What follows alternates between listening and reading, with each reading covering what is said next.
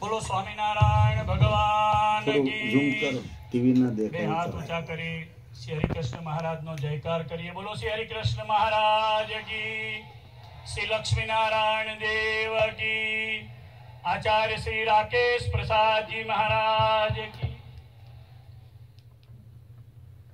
આરાધ્ય ઇષ્ટદેવ શ્રી હરિકૃષ્ણ મહારાજ, શ્રી લક્ષ્મીનારાયણ દેવ એના પરમ પવિત્ર સાનિધ્યમાં વિક્રમ સંવત 2073 અષાઢ સુધી વ્યાસ પૂર્ણિમાના પવિત્ર દિવસે શ્રી લક્ષ્મીનારાયણ દેવના પટાંગણમાં પરમ પવિત્ર ગુરુ પૂર્ણિમાના પાવન દિવસે આજની આ સભામાં વિરાજમાન આપણા સૌના ગુરુ પરમ પૂજ્ય ધર્મ ધુરંધર 1008 આચાર્ય મહારાજ શ્રી રાકેશ પ્રસાદજી મહારાજ શ્રી, ગુજરાત જેનું ગૌરવ લઈ શકે છે, જેના હૃદયમાં ધર્મ સત્તા વિશે, ગુજરાતની જનતા વિશે અનહદ પ્રેમ ભર્યો છે, સરળ હૃદયના માનનીય મુખ્યમંત્રી શ્રી વિજયભાઈ રૂપાણી સાહેબ, સંસ્થાના આપણા ચેરમેન પૂજ્ય દેવસ્વામી કોઠારી શ્રી સંત સ્વામી, આદરણીય સદગુરુ પરમ પૂજ્ય જ્ઞાનજીવન સ્વામી, પરમ પૂજ્ય આજની કથાના વક્તા સદગુરુ નીલકંઠચરણદાસજી સ્વામી, પૂજ્ય બાલુ સ્વામી, આદરણીય પૂજ્ય બાપુ સ્વામી, પૂજ્ય ધર્મપ્રસાદ સ્વામી, સર્વે શ્રીજી મહારાજના લાડીલા બ્રહ્મનિષ્ઠ સંતો, આપણી સંસ્થામાં આવું ગૌરવ રૂપ કામ કરવામાં જેની પાયાની ભૂમિકા છે, જેને આપણે સૌએ હૃદયના આશીર્વાદ આપવા પડે એવા આપણા મેનેજિંગ ટ્રસ્ટી બોર્ડના સૌ સભ્યો, એમાં મુખ્ય શ્રી ગણેશભાઈ ડુંગરાણી, જેમણે આપણે ખરેખર હૃદયના આશીર્વાદ આપવા પડે. સમાજ શ્રેષ્ઠી, આપણા સંપ્રદાયનું ગૌરવ, પાટીદાર સમાજના પ્રમુખ માનનીય પરમ ભક્ત શ્રી લાલજીભાઈ ધર્માનંદનવાળા, મારા અતિ સ્નેહી જૂના, જેઓની સાથે અતિ પ્રેમ છે એવા ખોપાળાવાસી મથુરુભાઈ સવાણી, આપણા સ્થાનિક ધારાસભ્ય દંડક પંકજભાઈ, ખાસ સ્નેહી સંઘથી પધારેલા હસમુખભાઈ, શ્રી મંત્રી રોહિતભાઈ, સર્વે પદાધિકારીઓ, માનનીય કલેક્ટર સાહેબ, ડીએસપી શ્રી દેવસિંહજી, આપણા સંસદ સભ્ય શ્રી, સૌ દાતાઓ, કેશુ ભગત, કાંતિભાઈ, છગનભાઈ, અર્જણ ભગત, મનોજભાઈ અજમેરા, ઘણા બધા શ્રેષ્ઠ દાતાઓ જેઓએ લાખો ને કરોડો રૂપિયાનું વડતાલ સંસ્થાને એક જ આહલેખમાં દાન કર્યું છે, એવા સૌ શ્રીજી મહારાજના પરમ ભક્તો, ઉપસ્થિત આજે ગુરુ પૂર્ણિમાનો પવિત્ર લાભ લેવા પધારેલા સૌ સત્સંગી બંધુઓ, સૌને જય સ્વામિનારાયણ. આજનો દિવસ આપણી સંસ્થા માટે, સમગ્ર સ્વામિનારાયણ સંપ્રદાય માટે ગૌરવનો દિવસ છે. જે સ્થાનમાં આપણે બેઠા છીએ, સભાનું જ્યાં એન્ડિંગ પૂરું થાય છે,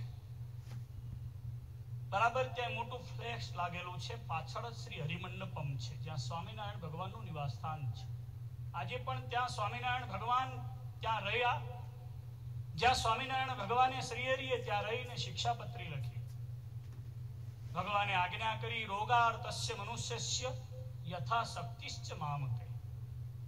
મારા આશ્રિતોએ રોગાર્ત મનુષ્યની યથાશક્તિ સેવા કરવી, એમાંય પોતાના ગુરુ, માતા, પિતા, રોગાર્ત મનુષ્ય, આ બધાય માટે સેવા કરવાની આજ્ઞા સ્વામિનારાયણ ભગવાને આ સ્થાનમાં બેસી બરાબર આ જગ્યાએ કરી છે. અને આજે આપણે ગૌરવથી કહી શકીએ છીએ કે અમારી વડતાલ સંસ્થા, આપણું સ્વામિનારાયણ મંદિર વડતાલ, આપણા સૌ વડીલ સંતો, આપણા આચાર્ય મહારાજના આશીર્વાદથી, એમની કૃપાથી, સ્વામિનારાયણ ભગવાનની કૃપાથી, આ સૌ દાનવીર દાતાઓના સહયોગથી, રાજ્યના મુખ્યમંત્રી શ્રીના શુભ હસ્તે આપણે આજે એક બહુ મોટી સેવાનો પ્રકલ્પ વડતાલથી શરૂ કરી રહ્યા છીએ.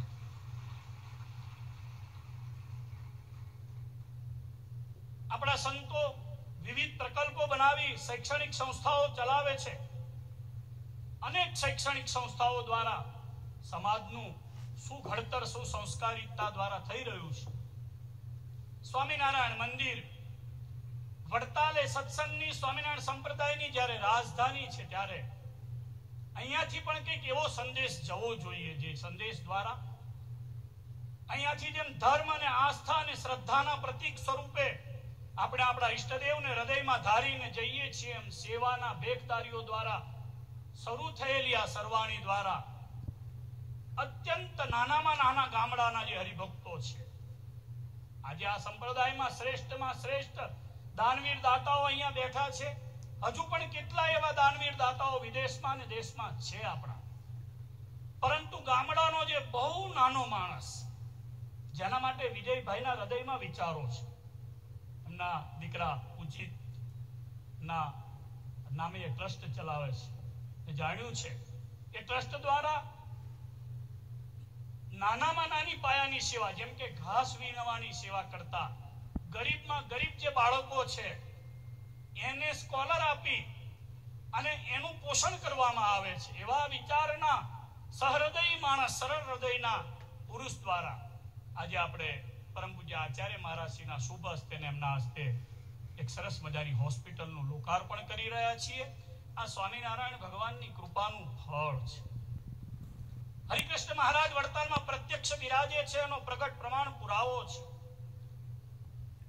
સંખેડા તાલુકાના ગામડાના હરિભક્તો હોય, ગારિયાધાર તાલુકાના ગામડાના હરિભક્તો હશે, અમદાવાદ ગાદીની અંદર વસતા નાના ગામડાઓના હરિભક્તો હશે, કે વડતાલ અને એની આજુબાજુમાં વસ્તી 5-5 અને 10-10 હજારની વસ્તીના ગામડાઓ, જેમાં મોટા પ્રમાણમાં આખા ગામો કેટલાક તો સંપૂર્ણપણે ગરીબી રેખાથી નીચે જીવનારા છે. અને એક બહુ મોટી વાત આચાર્ય મહારાજના હૃદયમાં પ્રગટ થઈ, વહીવટકર્તાઓના આપણા સૌના હૃદયમાં પ્રગટ થઈ, કે કોઈ પણ જાતના નાત અને જાતના ભેદભાવ વિના અહીંયા સરળતાથી મફત ઉપચાર અહીંયા કરવામાં આવશે. મેડિકલ ફ્રી છે, ઓપરેશનો ફ્રી છે.